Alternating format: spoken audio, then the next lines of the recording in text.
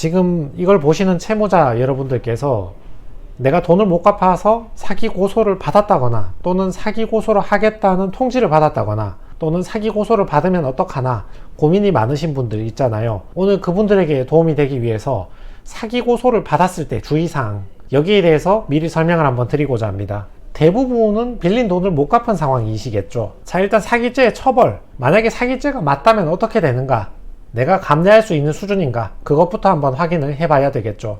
자, 사기의 처벌 규정에 대해서는 형법에도 규정이 있고 특경법이라고 부르죠. 여기 가중처벌하는 법률인데 여기에도 규정이 있습니다.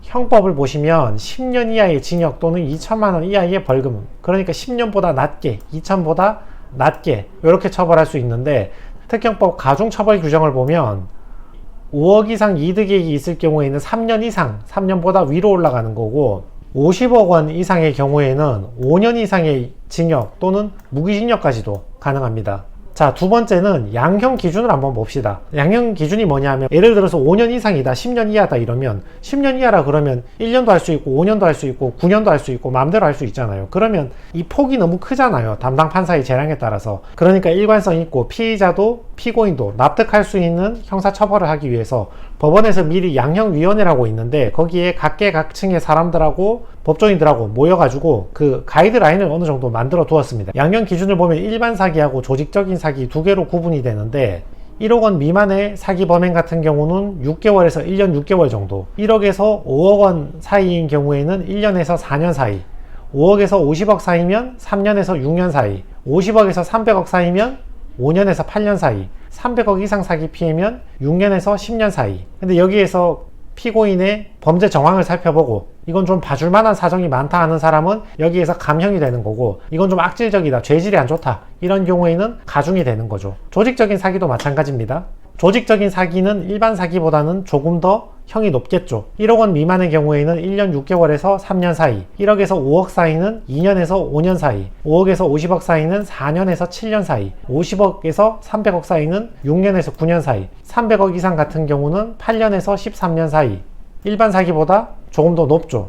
방금 보셨던 그 감경 요소, 가중 요소도 이미 양형위원회에서 대략 어떤 것들을 감경 사유와 가중 사유로 하자고 이렇게 정해놓은 게 있거든요. 예를 들어서 감경 요소 같은 경우는 피해자에게도 피해 확대에 상당한 책임이 있는 경우, 이렇게 규정이 되어 있죠. 가중 요소는 사기 범행 단중에서 자기가 주도적으로 했던 경우, 불특정 다수의 피해자를 상대로 광범위하게 상당 기간에 걸쳐서 반복적으로 해서 피해가 크게 발생한 경우, 피해자에게 심각한 피해를 야기한 경우, 범죄 수익을 의도적으로 은닉한 경우, 이렇게 감경하는 요소와 가중하는 요소도 이미 규정을 해 두었습니다. 세 번째 주의사항은, 그럼 돈 안 갚으면 모두 사기가 되는가? 여기에 대해서 고민을 해봐야 되거든요. 돈을 안 갚는다고 무조건 사기가 되는 게 아니고요. 민사상 채무 불이행이 되는 것도 있고 형사상 사기죄가 돼서 처벌받는 것도 있고, 두 개는 구분이 됩니다.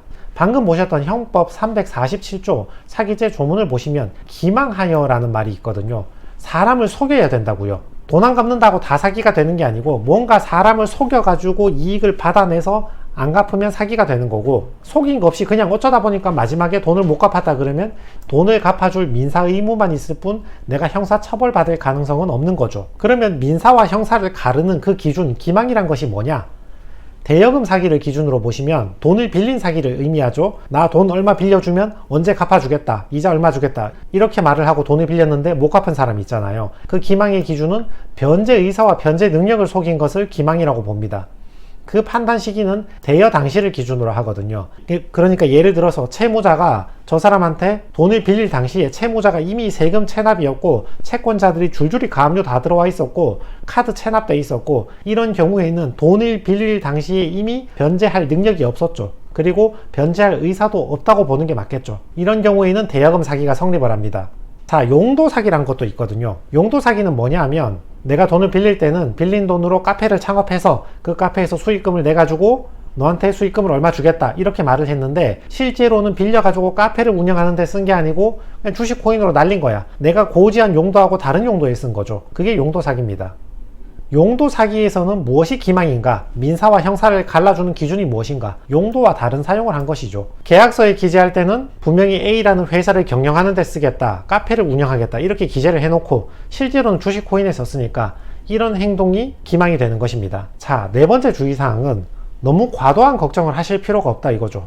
돈을 못 갚은 채무자 입장에서는 굉장히 심리적으로 위축이 되잖아요. 하루만 연체가 되어도 카드사나 캐피탈에서 죽자고 덤벼들고 전화가 오니까 다 실무상으로 보면 사기죄로 고소를 해도 상당수가 무혐의가 나오고, 경찰에서 보는 기본적인 인식은 일단 원칙적으로 채무 불이행으로 보고 아주 유별난 사건, 악질적인 사건만 사기로 처리하지, 일단 돈 안 갚았다고 경찰이 앉아서 딱 보자마자 웬만하면 형사 처리하려고 하지 않거든요. 그리고 요거는 이론을 떠나서 약간 실무적인 문제인데, 경찰이 많이 바쁩니다. 뭐 경제팀이든 형사과든 간에 무슨 과든 간에 인력은 부족한데 사건들은 물밀듯이 몰려 들어오고, 형사님들이 많이 바빠요.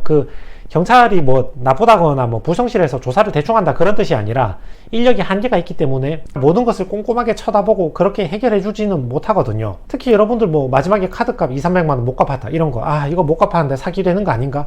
이런 질문들 많이 하시거든요. 근데 경찰이 이런 것까지 수사할 만큼 그렇게 시간이 많진 않다, 뭐 그런 얘기입니다. 또 상당 금액 변제하다가 마지막에 얼마 변제 못한 이런 분들도 많이 있죠. 이런 것들도 사기로 보긴 좀 힘들고, 대체로는 민사상 채무 불이행이 되는 경우가 많습니다. 여기 신문 기사를 보시면 경찰 인력도 만성적인 인력 부족이거든요. 사이버 사기 같은 경우는 요즘 뭐 주식 리딩방 이런 거 인터넷 플랫폼을 이용해서 사기 많이 치잖아요. 근데 수사 기간이 자꾸 길어지고 있습니다. 여기 보시면 기준이 10,000건인데 2018년도에 전체 범죄가 158만 건이 있었는데 이 중에서 사기 범죄가 27만 건이 있었거든요. 근데 22년에는 전체 사건 수는 오히려 줄었지만 사기 범죄는 더 늘었죠. 물론 이게 사회적으로는 굉장히 안 좋은 일이긴 한데, 아무튼 사기 범죄가 자꾸 늘어나는데 경찰의 수사 인력은 그대로 있기 때문에 수사 기간도 자꾸 길어지고, 사기라고 보기 힘든 민사상 채무 불이행에 대해서 경찰이 막 적극적으로 수사를 해서 범죄가 안 될 것도 막 억지로 수사해서 적극적으로 증거 자료 모아서 유죄로 만든다, 그런 일은 거의 없거든요. 진짜 죄가 될 만한 것만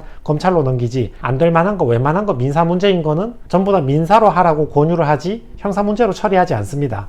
다만 이게 채권자 입장에서는, 그분들 입장에서는 약간 힘든 일이 발생했죠. 왜냐하면 경찰 수사가 좀 빨리빨리 진행이 되면 좋은데, 그분들 같은 경우는 고소하거나 신고해도 진행이 좀 더딘 경우가 많아요. 자, 5번째 주의사항은 경찰 수사 단계가 매우 중요하다는 것입니다.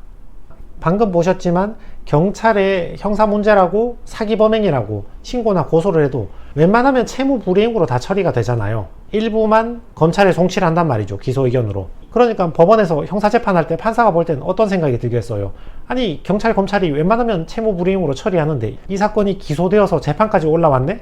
법원 입장에서 볼 때는 기소까지 됐다고 보면 굉장히 유죄의 가능성이 높다고 보겠죠. 또 실제로 경찰, 검찰도 아무것도 아닌 사건을 기소하는 경우는 없으니까. 그러니까 경찰 수사 단계에서 어떻게든 의견서를 잘 제출해가지고 최대한 무혐의를 받아내셔야 됩니다. 그러니까 채권자가 고소했을 때 상당수는 무혐의가 나오지만 그 일부 검사가 기소했다 그러면 그거는 대부분 실형이 나옵니다. 그래서 경찰 수사 단계는 중요하다 볼 수 있죠.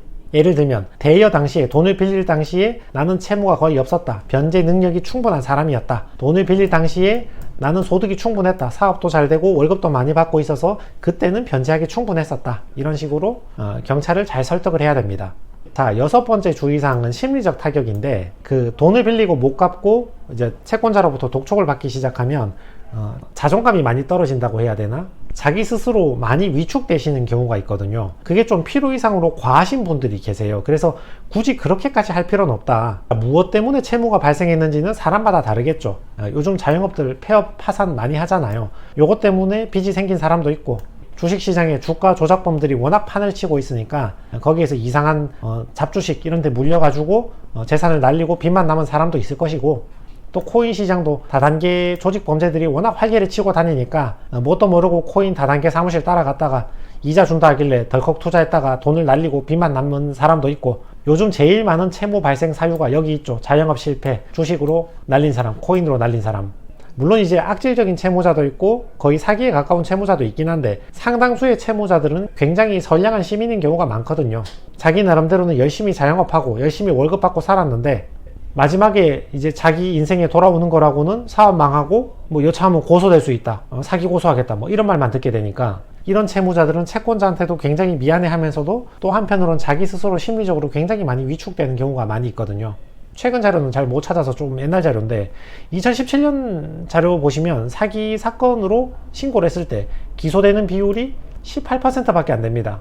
그리고 그 다음 해 2018년을 보셔도 불기소되는 게 74%, 구약식, 그러니까 벌금으로 끝나는 것도 10%, 구공판, 재판까지 열리는 거는 14%밖에 안 되거든요. 그러니까 100명 중에 18명, 100명 중에 14명 정도만 사기로 봐서 재판으로 넘어가는 거고, 그 나머지 대다수의 사람들은 그냥 민사상 채무 불이행인 경우가 많습니다. 사기까지는 안 가고. 돈을 안 갚은 건 굉장히 미안하고 잘못된 일이라고 볼 수 있지만 우리나라 형법에서 말하는 사기에는 해당하지 않는 경우가 더 많다 그 말이죠. 그래서 혹시 자영업 열심히 했는데 그 끝에 내가 지금 사업이 부도나게 돼가지고 나한테 돈 못 받은 사람들이 전부 나를 사기라고 욕하고 고소하면 어떡하나 굉장히 심리적으로 위축돼 있고 그런 고민을 갖고 계신 분들이 있다면 뭐 돈 안 갚은 게 잘했다는 게 아니라 형사상 사기는 아니라고요. 적어도 그냥 민사상 채무 불이행이 문제고, 뭐 나한테 집행할 게 있으면 집행 들어와서 내가 재산으로 변제하면 되는 거고, 아니면 개인회생으로 분할 변제해주면 되는 문제이지, 내가 막 구속되고 사기 고소로 처벌받을 그 정도 사안까지는 아니다. 그러니까 너무 심리적으로 위축되시지 마시라,